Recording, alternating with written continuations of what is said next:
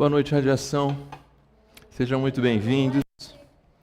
A gente está aqui para refletir, experimentar, expressar. Como disse a Paula, eu sou o Júnior, pastor e um dos líderes aqui do Movimento Radiação. É um privilégio receber você para viver esse momento de experiência com a gente, do amor e da graça de Deus. E como tenho dito, nessa série, Olhe para Cima, nas últimas 2 semanas, também um momento para a gente refletir sobre o amor e a graça de Deus. Para que você possa, ao sair daqui, por onde você for, no seu trabalho, na sua casa, com seus amigos, com as pessoas do seu convívio, expressar o amor e a graça de Deus através da sua vida. Pessoal que está em casa, muito bom receber vocês aqui também, assistindo agora ao vivo, junto aqui com a gente, ou se você estiver assistindo em qualquer outro momento da semana, que seja também um momento de edificação para a sua vida, seja um momento bom para você, e que da mesma forma você possa experimentar, refletir e expressar o amor e a graça de Deus. Fica aqui o convite para todos vocês que de alguma forma assistem a gente de casa, estarem aqui conosco presencialmente, inclusive no carnaval que a gente vai estar por aqui. Bom, não olhe para cima, 3º episódio da série. Nós já andamos uma boa caminhada. Essa série ela começa a partir da ideia, da proposta do filme Não Olhe para Cima, que está no Netflix. Se você não assistiu, te convido a assistir. E ele traz uma reflexão muito interessante de como nós estamos lidando com notícias e como nós lidamos com as coisas. E nesse caso desse filme, parece que está vindo um cometa para a Terra e gente dizendo para não olhar para cima, que não precisa se preocupar, e outros tentando veementemente fazer com que as pessoas se ligassem, se atentassem ao fato de que de cima estava vindo uma grande destruição. Nós começamos a fazer algumas perguntas. O que tem lá em cima no primeiro episódio? Se você não assistiu, eu te convido a assistir o primeiro episódio. Está no YouTube, no nosso canal no YouTube, do Movimento Radiação. O que tem lá em cima, afinal? Será que tem alguma coisa lá em cima? Semana passada, nós respondemos sobre o que nós perdemos quando deixamos de olhar para cima, o que nós estamos perdendo quando nós deixamos de olhar para cima, e você pode acompanhar também o 2º episódio. E hoje a gente quer entrar na terceira pergunta. Na terceira pergunta, qual a decisão que eu tomo a partir de saber o que tem lá em cima? Essa frase é da Kate Dibiasky, que é a Jennifer Lawrence, se eu não erro o nome da atriz. Acertei? Acho que acertei. A Jennifer Lawrence é a cientista que descobre o cometa vindo para a Terra, e num dado momento de desespero, de raiva inclusive, ela chega a dizer assim: depois de receber todas essas informações, a decisão que você tomou é esperar e avaliar. Ela está desesperada com a decisão tomada. Sério que depois de saber que o mundo termina em 6 meses, o que você decide é esperar e avaliar, e ela esperando, na verdade, ela querendo que houvesse uma decisão mais ativa, uma decisão que envolvesse uma ação, um planejamento, e não uma resposta evasiva, como esperar e avaliar. Eu fui atrás de uma pergunta: quantas coisas decidimos por dia? Eu não sei se você sabe disso. Coisas banais, você chega a decidir 1000 coisas por dia. Certo? Por exemplo, aqui só agora eu estou tomando diversas decisões, que eu estou escolhendo palavras. Eu poderia escolher uma e estou escolhendo outra. Só isso aqui já é uma decisão. A roupa que eu pus hoje, fechando o botãozinho aqui bonitinho, foi uma decisão. Decisões diversas que a gente toma ao longo do dia. Mas eu li diversas matérias, inclusive algumas do ponto de vista de estudos de grandes universidades, e parece que, em média, eu e você tomamos 35 mil decisões por dia. Eu não consigo imaginar de onde vem tanta decisão, mas eu acho que para chegar nessa média, até essa mão aqui movimentando foi uma decisão tomada, porque para ser 35 mil decisões, ela tem que pegar qualquer... esse movimento aqui foi mais uma decisão que eu tomei, que eu poderia ter tomado a decisão de vir para trás, ou de ir para o lado, ou de ir para o outro lado. A minha cabeça está o tempo inteiro tomando decisões. 35 mil decisões em média um ser humano toma por dia. Como é que você tem decidido as coisas? A partir daquilo que você sabe sobre a vida, a partir daquilo que você sabe sobre o que tem lá em cima, ou a partir daquilo que você recebe de informação sobre diversos assuntos da sua empresa, da sua família, etc. Quais são as decisões que você tem tomado? Qual a maneira que você tem decidido? Nesse caminho, nessa jornada, eu encontrei esse cara aqui que eu não sei quem conhece, eu não conhecia, o Yancey Strickler. Ele é o fundador da Kickstarter. A Kickstarter é o maior fundo de investimento coletivo do mundo. E o dono é esse cara de 40 e poucos anos, sorriso no rosto, está feliz. O Yancey, para não complicar eu aqui, para não me complicar, vamos só chamar ele de Yancey. O Yancey, ele adotou uma filosofia que parece que ele, do que eu consegui pesquisar, ele mesmo é o criador, e ele chama de bentoísmo. E ele pauta suas decisões em 4 dimensões, que eu queria compartilhar com vocês agora. Por que bentoísmo, em primeiro lugar? Ele falou, eu li uma entrevista com ele, depois vale a pena ler, procura. Philip Yancey. Philip Yancey é um teólogo e autor conhecido daqueles que estudam teologia, mas não é o Philip Yancey, é o Yancey Strickler. O Yancey, ele diz que estudou, teve contato com a cultura japonesa, e na cultura japonesa tem a bentô. A bentô é a marmita. É a marmitinha do brasileiro, a quentinha? Eu não sabia, mas eu descobri que é uma marmitinha com divisões. E na filosofia japonesa, ela é feita de tal tamanho, aí já entra num mundo que está muito mais profundo do que eu possa alcançar, tá? Não deu tempo de eu pesquisar tanto assim, mas vale a pena se você quiser entender melhor. Mas pelo que eu li, dentro da filosofia dessa marmitinha aí, ela foi feita de tal forma para deixar o peão com fome. 80% da capacidade de alimentação vai ser suprida por essa bentô e vai sobrar aquela necessidade de comer um pouco mais, por 2 motivos. Primeiro, na filosofia japonesa, para não haver desperdício. O brasileiro costuma desperdiçar muita comida, a gente sabe disso. Em alguns restaurantes que a gente vai, tem lá uma plaquinha, se você desperdiçar, você vai pagar uma taxa X, porque brasileiro costuma desperdiçar comida. E o outro aspecto é para dar justamente essa sensação de saciedade, mas não de estufamento, para que você realmente coma aquilo que é suficiente para que essa região aqui não vá crescendo tanto, e o japonês parece que tem essa filosofia aí. Tá bom? E o Yancey, ele pega esse negócio aqui, o bentô, e cria o bentoísmo. E ele fala que ele dividiu as decisões da vida dele em 4 compartimentos para ele pensar as decisões, pensando inclusive nessa filosofia de não destruição da natureza, das pessoas e das coisas que estão ao redor dele, mas uma filosofia de sustentabilidade. Ele é o que poderíamos chamar de um pós-capitalista, mas isso é um assunto para outra série, eu não vou entrar nisso. Ele é um pós-capitalista. Mas quais são as 4 dimensões da decisão do bentoísmo? Eu presente, eu futuro, nós presente e nós futuro. Ele toma decisões baseado nessas 4 dimensões. O que significa isso de forma muito prática? Exemplo que ele mesmo deu, tá?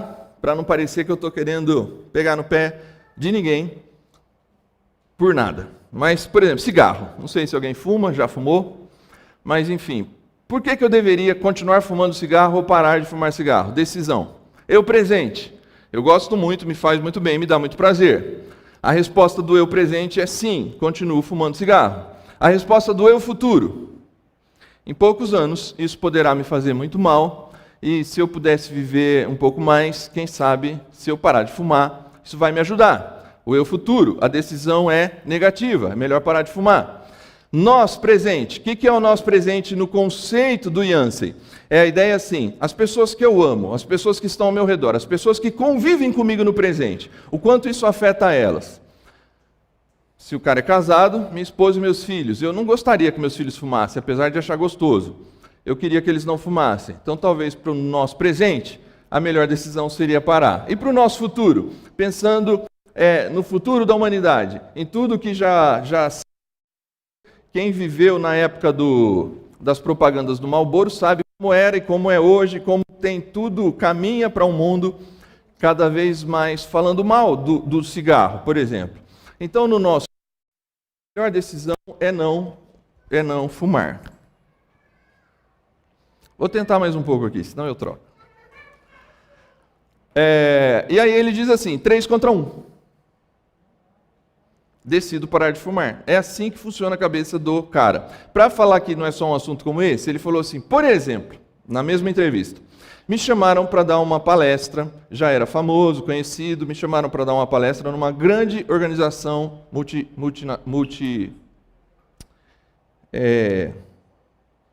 internacional. Falhou o termo aqui. Multinacional, obrigado.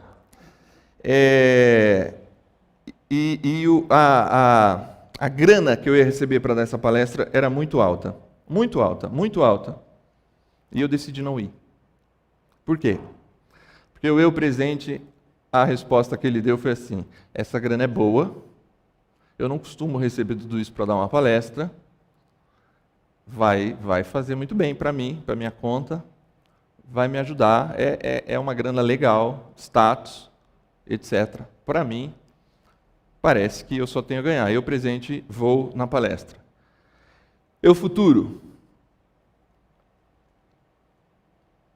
Se eu pudesse, eu gostaria que essa empresa daqui 10 ou 15 anos não existisse mais, porque eu não compactuo dos valores dessa empresa. Nós presente. As pessoas que me ouvem e que gostam de mim, se me ver dando uma palestra nesse lugar, vai falar, ué, você é tão sustentável e coisa e tal, porque você está falando numa empresa que tem valores e políticas tão, agressivas e diferentes da maneira de você pensar, e nosso futuro, ele já disse no eu futuro. Se eu não quero, eu não gostaria que os meus filhos tivessem acesso a empresas desse tipo. 3-1, por mais dinheiro que fosse, ele falou que ele negou a proposta por causa disso aqui. Como você tem tomado as suas decisões? E que decisão você toma a partir do que você sabe daquilo que a gente tem construído nessa série? Tem alguém lá em cima? O que eu perco quando eu não levo em conta o que tem lá em cima? E hoje? Então, o que eu decido? O que eu faço com o que eu sei que tem lá em cima? Nós estamos seguindo um poeta, ou alguns poetas, na verdade, mais conhecidos como salmistas. E hoje a gente vai se apropriar do Salmo 84 para pensar o que eu faço, o que eu decido com o que eu sei que tem lá em cima. Vou ler rapidinho para vocês.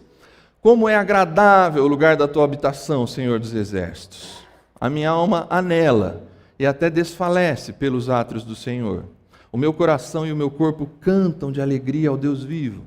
Até o pardal encontrou casa e a andorinha um ninho para si, para abrigar os seus filhotes, um lugar perto do teu altar, ó Senhor dos Exércitos, meu Rei e meu Deus. Como são felizes os que habitam em tua casa, louvam-te sem cessar. Como são felizes os que em ti encontram sua força e os que são peregrinos de coração. Ao passarem pelo vale de Baca, fazem dele um lugar de fontes. As chuvas de outono também o enchem de cisternas. Prosseguem o caminho, de força em força, até que cada um se apresente a Deus em Sião. Ouve a minha oração, ó Senhor, Deus dos exércitos. Escuta-me, ó Deus de Jacó. Olha, ó Deus, que és o nosso escudo. Trata com bondade o teu ungido. Melhor é um dia nos teus átrios do que 1000 em qualquer outro lugar. Prefiro ficar à porta, na soleira. Prefiro estar encostado na portaria da tua casa do que habitar na tenda dos ímpios. O Senhor Deus é sol e escudo. O Senhor concede favor e honra. Não recusa nenhum bem aos que vivem com integridade. O Senhor dos exércitos, ó Senhor dos exércitos, como é feliz aquele que em ti confia. Essa é a poesia muito conhecida, tem uma música, se você quiser depois, a Paula falou tanto de envelhecer, né? Hoje, e depois ela termina dizendo que a gente nasce de novo, mas tem uma música, Quão Amáveis São os Teus Tabernáculos, do João Alexandre. Depois, se você não decorar, vai na live, procura o João Alexandre, Quão Amáveis São os Teus Tabernáculos. É uma música bem antiga, mas ele tornou essa poesia do Salmo 84 canção. Gente, como eu tenho feito nessa série, eu preciso te dar um contexto aqui para a gente seguir. É assim, ó. Na primeira semana, a gente se identificou com o socorro, com o Ezer. Deus é socorro bem presente. Eleva os meus olhos para os montes, de onde me virá o socorro? O meu socorro vem do Senhor. Quem está lá é aquele que nos socorre.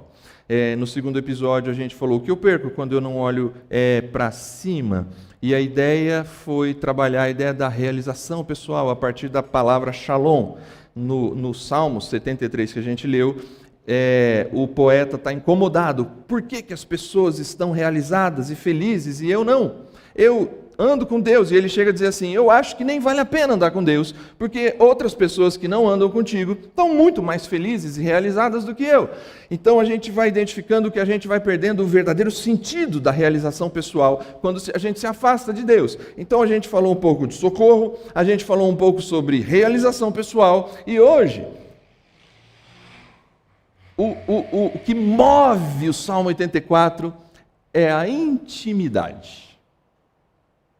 O que move o Salmo 84 é a ideia da intimidade. O que eu faço, o que eu decido a partir da compreensão da intimidade que me é oferecida.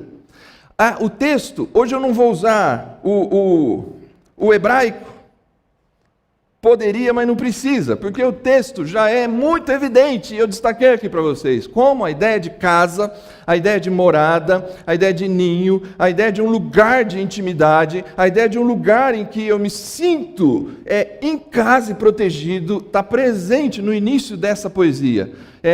Lugar da tua habitação, átrios do Senhor, um lar, um ninho, lugar perto do teu altar, meu Rei e meu Deus. Não é comum nessa época, Deus é chamado assim, o Deus de Isaac, Abraão e Jacó, o Deus dos nossos antepassados, o Deus, nessa época que ele constrói essa poesia, ele é o Deus da coletividade, ele é o Deus do povo.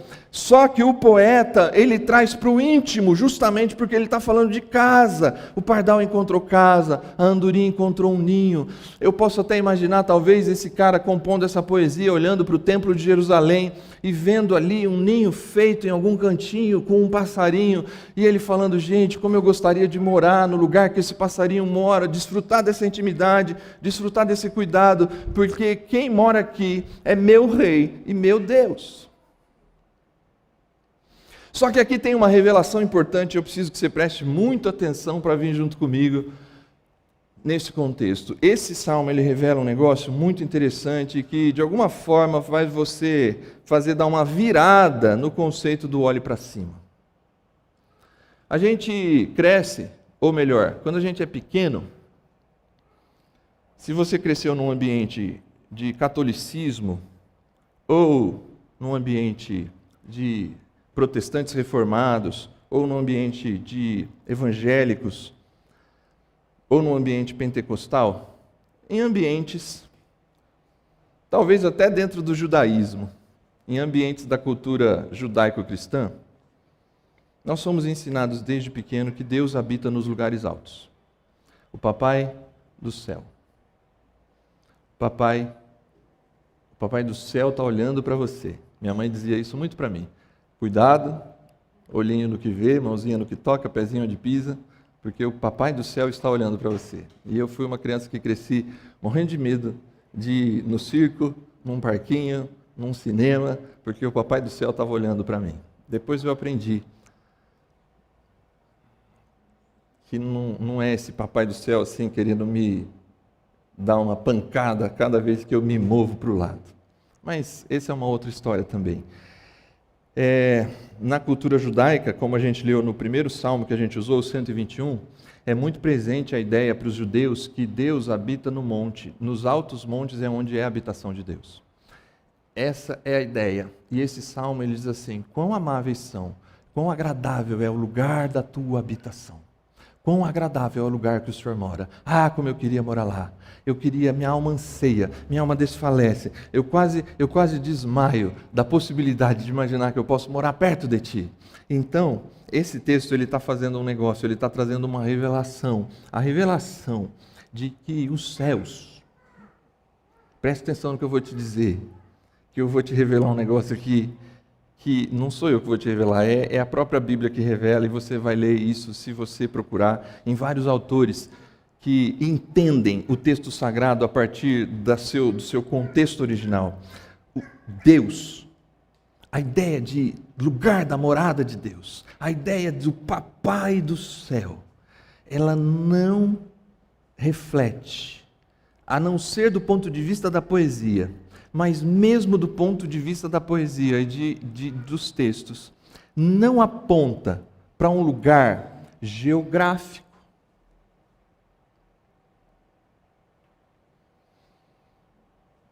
Em nenhum momento os textos que apontam Deus nos céus querem dizer, se for feito o melhor foguete tecnológico, a nave dos Avengers, a nave dos Guardiões da Galáxia, como se ao andar pelo universo, algum planeta que eu chegar, alguma dimensão dentro desse universo que eu bater com esse foguete, com essa nave espacial do Star Wars, eu vou chegar num lugar que é o portão dos céus, como Odin vive lá naquele lugar dos filmes do Thor.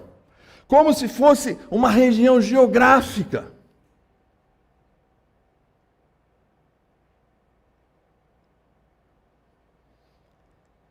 Se é que existe esse lugar, os textos não estão querendo se preocupar em dizer isso. O que os textos estão dizendo é assim: quão amável é o lugar da tua habitação, aonde Deus está.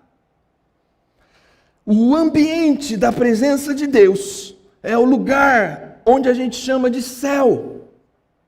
Se Deus é o Criador dos céus e da terra, de todo o universo, o ambiente da presença de Deus está ou para além do universo, ou aonde Deus está. E eu vou te explicar isso melhor com esse texto aqui. Jesus deixa essa revelação mais clara quando ele vem, ele diz assim: arrependam-se, o reino de Deus está próximo. Se você já leu esse texto, a tendência de você ler a expressão está próximo é assim: o reino de Deus está chegando. Próximo no sentido assim, daqui a pouco, numa pequena fração de tempo, daqui a alguns anos, Jesus estabelece um reino e as coisas mudam. Só que já faz 2000 anos que Jesus veio e a gente ainda vive uma situação muito complicada, mas o que ele quis dizer é exatamente o que a gente tenta de alguma forma viver aqui no Radiação: refletir, expressar, experimentar e expressar o amor e a graça de Deus. Porque quando Jesus diz o reino de Deus está próximo, essa partícula, essa expressão está próximo, ela não se refere a tempo, mas a espaço, é espacial. O que ele está dizendo é assim: Deus decidiu habitar com vocês. O reino de Deus está ao alcance da mão. O reino de Deus chegou próximo de você. Deus está. Aonde Deus está é onde os céus estão. Aonde Deus decide fazer morada, ali os céus estão. E nós somos chamados a ser a expressão do reino dos céus na terra. Aonde nós estamos refletindo, experimentando, expressando o amor e a graça de Deus, é exatamente aonde o céu começa a fazer morada. Onde é o lugar da habitação de Deus, esse lugar que o salmista quer ir, só é possível ir para esse lugar, porque Deus decidiu fazer morada entre os homens. Deus decidiu fazer morada entre os homens. Nesse sentido, Deus pode estar na sua casa, Deus pode estar no seu trabalho, Deus está aqui entre nós, porque na medida em que pessoas decidem organizar a sua vida, organizar a sua existência, por meio dos valores do reino dos céus, os céus ali chegou. O que eu tenho que decidir, ou se eu sei disso? Eu preciso tomar uma decisão, desejar, você precisa tomar uma decisão, deseje mais e mais conhecer e conviver na intimidade do seu Deus. Ele é o seu Deus, Ele é o que socorre você, se preocupa com você e tem o melhor plano de realização pessoal para você. Se eu sei e entendo essa revelação do Salmo 84, quão amável é a tua habitação, Senhor dos Exércitos. E só é possível habitar na habitação de Deus porque Ele veio morar com a gente. E Jesus disse: o reino dos céus, os céus chegaram até vocês, os céus estão próximos de vocês. O governo de Deus está ao alcance das mãos, está ao alcance do nosso coração. Eu preciso decidir conhecer e conviver na intimidade desse Deus. Ele te convida a viver uma relação de intimidade. Numa relação de intimidade, a gente é filho de Deus. Filho de Deus. Você que tem filho sabe do que eu estou falando. Você que está para ter filho vai entender o que eu estou falando. Você que é um filho amado dos seus pais e não tem filho ainda, ou filha, ou é uma filha, você sabe do que eu estou falando. Pai e mãe. Pai e mãe, casa é o lugar da nossa intimidade, é o lugar onde a gente se veste com aquelas roupas rasgadas, é o lugar em que a gente às vezes nem se veste direito, é o lugar em que a gente tem tranquilidade de falar do jeito que a gente quiser, é o lugar que a gente pode sair e conversar com as pessoas e não escovar os dentes. Calma, não estou dizendo que precisa ser mal educado e nem com falta de higiene, mas conhecer e conviver na intimidade é uma decisão. Se você entende isso, o que eu devo decidir a partir dessa percepção? Eu preciso voltar para a casa do Pai, eu preciso me aproximar do Pai, eu preciso conhecê-lo mais e mais. Nesse processo de intimidade, na sequência, o poeta ele vai agora olhar pelo outro lado. Num olhar ele olhou assim: como é a casa do Pai? É amável, eu desejo estar lá. E aí ele vai dizer assim: como é feliz quem mora lá? Eu queria que você prestasse atenção nesses destaques. Louvam-te sem cessar, em ti encontram força, passam pelo vale de Baca e prosseguem o caminho de força em força. Tem algumas coisas presentes naquele que vive na casa do Pai. Tem algumas coisas presentes naquele que decide viver na intimidade. Ele vai dizer assim: quem vive na intimidade é muito feliz, porque ele tem uma vida de gratidão. Ele tem uma vida que louva a Deus, que adora a Deus. Ele assume uma postura que a gente poderia chamar, do ponto de vista bíblico, de adorador. Ele é uma pessoa que se relaciona com Deus e louva a Ele, agradece a Ele por todas as situações da vida, por tudo que passa, porque a vida, não que a vida é só canção e alegria, a vida tem muita tristeza e dor, como a gente vai ler aqui daqui a pouco, mas é uma decisão. Aquele que anda na intimidade com Deus, ele passa a ter uma vida de gratidão sem cessar. E essa gratidão, essa adoração, produz força, produz capacidade de enfrentar a vida. Por vezes, eu sei que alguns de nós, em algumas situações, achamos que as nossas forças acabaram.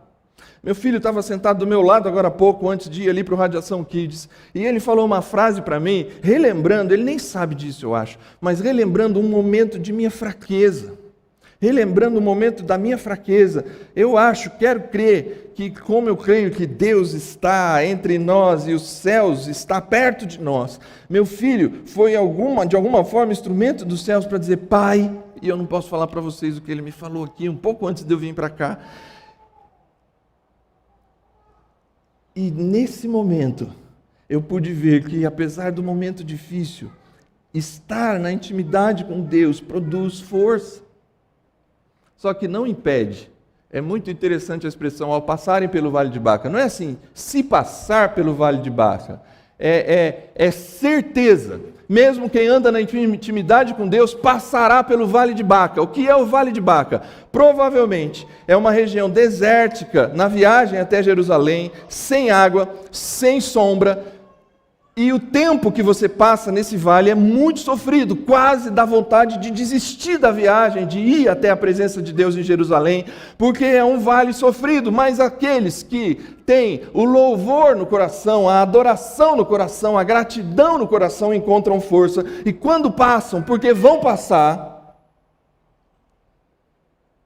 fazem dele um lugar de fontes. As chuvas de outono também o enchem de cisternas. Isso é, faz de um lugar deserto um lugar de águas.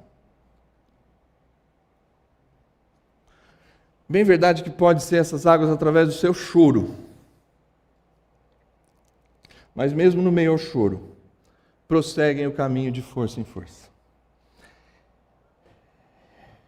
Os céus está próximo de você, e se você decidir habitar na intimidade, você passa a ser o que a gente pode chamar de alguém que decide assumir um estilo de vida baseado no governo de Deus. E o estilo de vida baseado no governo de Deus vai proporcionar para você uma decisão. Eu vou adorar, eu vou agradecer, eu vou enfrentar as minhas situações de cabeça erguida, eu vou encontrar em Deus as minhas forças. E quando eu enfrentar o vale de Baca, e quando eu enfrentar os momentos de deserto, porque eles virão. Se há alguém que te diz que não há esses momentos de dor e sofrimento na vida daquele que decide andar com Deus, eu ouso dizer que é melhor parar de ouvi-lo. Porque o poeta disse assim: ao passar, você vai passar pelo vale de Baca, só que eu prossigo de força em força. Que decisão eu tomo? Se você sabe disso, viva uma relação pessoal de adoração. Entre na intimidade e entenda que Ele é Deus e que você deve ser grato a Ele, porque Ele sabe de coisas que você não sabe, Ele conduz a vida de uma forma que você não entende, e mesmo diante dos vales de Baca, você vai se encontrar com Ele, porque na verdade Ele está com você, Ele habita com você, Ele decidiu vir morar com você. Se eu sei dessas coisas e te convido a tomar essas decisões, eu chego na principal decisão desse texto. Talvez tudo isso aqui foi introdução, foi a minha introdução mais longa nessas séries do Radiação, foi hoje aqui, porque o cerne da decisão está aqui, ó. O cerne da decisão é essa. Se eu sei o que tem lá em cima, se eu sei quem está lá em cima, se eu sei que aquele que está lá em cima é meu rei, Deus meu, que ele cuida de mim, que Ele me oferece a sua intimidade, que Ele me oferece o seu amor e a sua graça, que Ele me proporciona forças para enfrentar os vales mais difíceis que a vida pode dar, ele chega a essa conclusão: eu decido que é melhor estar um dia na presença de Deus do que em qualquer outro lugar meu.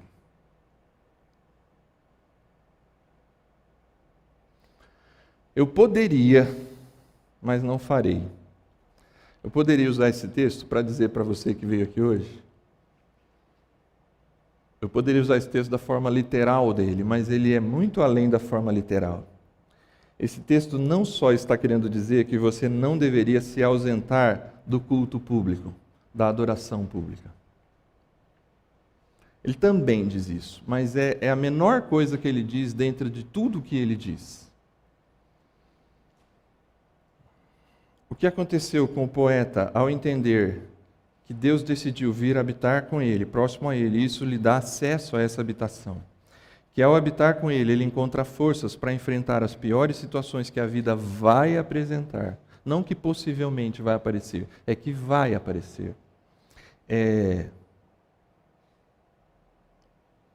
Ele decide, nessas palavras, alterar radicalmente a prioridade da sua vida. Ele altera radicalmente a prioridade da sua vida. Ele não diz que ele não vai estar 1000 dias em outro lugar. Ele só diz que melhor é estar um dia bem pertinho de ti do que 1000 em qualquer outro lugar. Nesse dia, nessa compreensão, não há dia e lugar, não há lugar que ele vá, que ele não leve essa intimidade, que ele não leve o Pai, que ele não leve uma vida de gratidão, que ele não vá com o desejo de sempre se aproximar mais, de sempre conhecer mais, porque a vida dele alterou radicalmente. Você tem prioridades na sua vida, e as prioridades são diversas. As prioridades são decidir aonde estudar, o que fazer, aonde trabalhar e como fazer, o que construir, o que não construir, decidir casar ou não casar, decidir comprar um carro ou vender um carro, decidir tantas coisas, 35 mil coisas. Só que esse cara está dizendo para a gente que a vida dele foi alterada radicalmente para que todas as decisões façam parte dessas decisões aquilo que não pode ser mexido, a possibilidade de estar próximo de Deus, a possibilidade de entender que Deus está próximo de nós, a possibilidade de entender que Ele é a prioridade, que Ele é o centro da nossa existência, que Ele é aquele que pode conduzir todas as coisas. É Jesus quem diz: buscai primeiro o reino de Deus, e todas as outras coisas vão ser acrescentadas. Jesus não diz: busquem o reino de Deus e esqueçam das outras coisas. Ele diz: busquem em primeiro lugar estar no ambiente do governo de Deus, porque você pode morar com Deus, e todas as outras coisas vão ser acrescentadas para vocês. E o texto termina, e aqui eu concluo. O poeta termina assim: o Senhor Deus é sol e escudo, o Senhor concede favor e honra, não recusa nenhum bem aos que vivem com integridade. Ó Senhor dos exércitos, como é feliz aquele que em Ti confia. Queria te dar 5, 10 segundos para você... Tá certo que eu já dei a dica, né? Eu presente, eu futuro, nós presente, nós futuro. Bentoísmo. Refletir o amor e a graça de Deus é reconhecer que a palavra de Deus conversa com o nosso tempo e a nossa cultura. Refletir o amor e a graça de Deus é reconhecer que não há nada que um Yancey Strickler possa pensar que não esteja distante da possibilidade de ser algo nascido por alguém que carrega imagem e semelhança de Deus e reproduz algo que a gente pode ver aqui, ó. Eu presente. Por que eu decidiria mudar a minha prioridade? Por que eu tomaria a decisão de mudar a minha prioridade, tornar a minha alta prioridade estar na presença de Deus e ter Deus presente na minha vida? Porque Ele é sol e escudo. Porque nos dias frios o calor dele me aquece e nos dias quentes o seu escudo me protege. Porque aqui e agora, para a minha vida pessoal, Ele é sol e escudo. Para o meu eu futuro. Porque chegará o dia em que eu serei honrado pelas minhas decisões. Chegará um dia lá. Se eu chegar lá, como meu pai está chegando esse ano, aos 90 anos. Eu olho meu pai aos 90 anos, e eu não sei se ele está me ouvindo hoje lá da casa dele, mas eu dedico a ele força e honra, porque eu converso com meu irmão mais próximo de mim, de vez em quando a gente olha o meu pai com aquele jeitinho dele, aquele bigodinho, magrinho, bigodinho fininho, e eu e meu irmão olhamos para o meu pai e falamos assim: será que a gente chega lá como ele? Será que a gente chega lá com a integridade dele?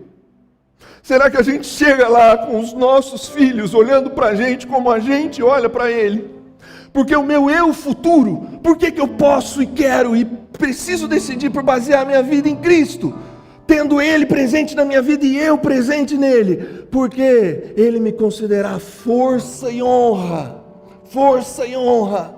Vale a pena para o futuro imaginar que as minhas decisões presentes impactarão o meu eu futuro. Meu nós presente. Cara, que louco. Ele saiu do singular e foi para o plural, olha só. Aos que vivem. Ele não recusa bem algum aos que vivem com integridade.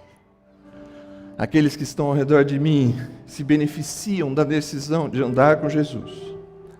Porque eu passei a mostrar para os meus filhos, eu passo a mostrar para vocês. É bem verdade. Andar comigo, vocês também vão conhecer os meus defeitos, meus e da minha esposa. Se você der uma boa catalogada nas séries, você vai ouvir algumas brigas que eu e a Paula tivemos, que eu conto aqui. Mas a ampla decisão de andar com Deus tem feito quem anda ao meu lado buscar viver uma vida que vale a pena. Nosso futuro. feliz. Se a gente puder deixar um legado nessa vida, se eu puder deixar um legado quando eu morrer, é a felicidade e a certeza de que tem gente que aprendeu a confiar no amor e na graça de Deus, a confiar a sua vida, por pior que fosse ou esteja sendo Vale de Baca. Se eu puder ajudar alguém nas próximas gerações, a olhar para a minha vida e para a sua vida, sendo nós luz do mundo, reflexo, experiência e expressão do amor e da graça de Deus, a confiar em Deus, valeu a pena. Valeu a pena. Essa imagem que está aqui, eu pensei seriamente qual imagem terminar e eu tenho terminado geralmente com a cruz. Mas essa daqui é uma imagem, óbvio, metafórica, poética, do túmulo vazio. Do túmulo vazio. Por que eu devo decidir andar com Jesus? Porque Ele alterou radicalmente a minha morada eterna. A morada eterna dos seres humanos se chama Seol para os hebraicos, Hades para os gregos,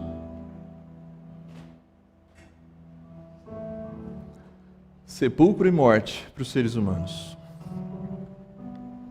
É o lugar do descanso eterno. O túmulo vazio altera radicalmente essa realidade.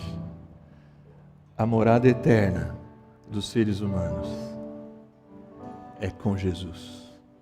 É onde Jesus está, porque Jesus não está morto. Quão amável, quão agradável é o lugar da tua habitação, Senhor dos exércitos. A minha alma suspira nela, desfalece, eu quase desmaio, para poder viver perto de ti. O pardal encontrou casa, a andorinha ninho para si, e agora eu quero viver perto de ti, perto de ti. Desde que Jesus veio, a gente vê as mesmas palavras que estão lá nesse texto de Salmo. Quão amável é o lugar da tua habitação. Aquele que é a palavra tornou-se carne e habitou entre nós, seria a melhor tradução. Aquele que é a palavra, aquele que é o verbo, Jesus, ele veio e decidiu habitar entre nós. Ele decidiu fazer morada conosco. O Salmo 84 não é só uma poesia que aponta para um lugar de adoração, como esse ou como o templo que estava lá em Jerusalém, mas ele aponta para a grande morada de Deus para todos os seres humanos. Cristo Jesus, quando veio morar com a gente. Esse é o lugar da habitação. A morte não é o nosso lugar final de habitação. Todos passaremos por ela, mas o nosso lugar de habitação é Cristo Jesus. Porque Ele, ao final, depois da sua morte, ressuscitado, Ele diz assim: eu vou estar com vocês. Sempre eu vou estar com vocês. Até o fim. Até o fim. Eu vou ser o universo de vocês. Eu vou ser o ar que vocês respiram. Por que decidir a partir do que eu sei lá em cima? Porque você vai viver com aquele que vai se tornar não só a tua casa, mas a tua morada para todo sempre. Que Deus te abençoe.